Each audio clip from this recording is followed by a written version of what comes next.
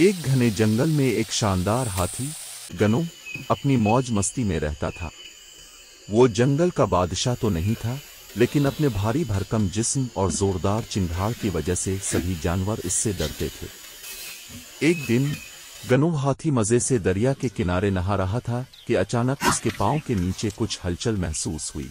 जैसे ही इसने देखा, एक नन्हा सा चूहा छोटो चीख चीख कर भागने लगा। अरे भाई, देख कर चिल्लू, कहीं मुझे चपली ना बना दो। गनो हाथी जोर जोर से हंसने लगा।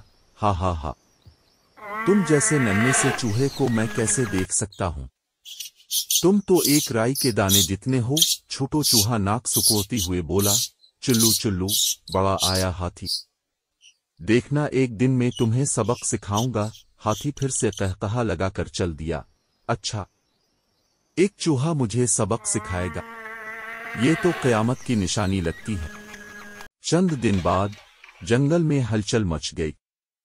शिकारियों ने आकर हाथी के लिए एक बड़ा सा जाल बिछा दिया। बेखबरी में गनू इस जाल में फंस गया और जोर जोर से चलाने लगा। बचाओ, कोई मुझे निकालो। जंगल के तमाम जानवर अपनी अपनी जगह दबक गए, मगर छोटो चूहा कान खुजाते हुए आगे बढ़ा। अब समझ आया कि छोटे भी बड़े काम आ सकते हैं। हाथी ने इस बात में सर हिलाया। हाँ भाई, अब तो कोई सवाल नहीं।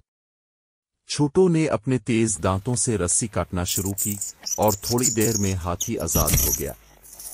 गनो ने खुश होकर छोटो को अपनी सूंड पर बिठा लिया और बोला, आज से तुम मेरे सबसे अच्छे दोस्त हो, और हाँ, मैं वादा करता हूं कि अब कभी किसी को छोटा नहीं समझूंगा।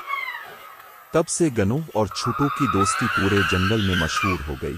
वो दोनों मिलकर मौज मस्ती करते, दरिया में नहाते और सब जानवरों के साथ मजे की महफिलें जमाते। और हाँ, सबसे मजे की बात यह थी कि अब हाथी जब भी चलता, पहले अपने कदमों के नीचे देखकर चलता था। इखलाकी सबक, किसी को भी कमजोर या छोटा मत समझो, क्योंकि वक्त आने पर वही सबसे बड़ा सहारा बन सकता है।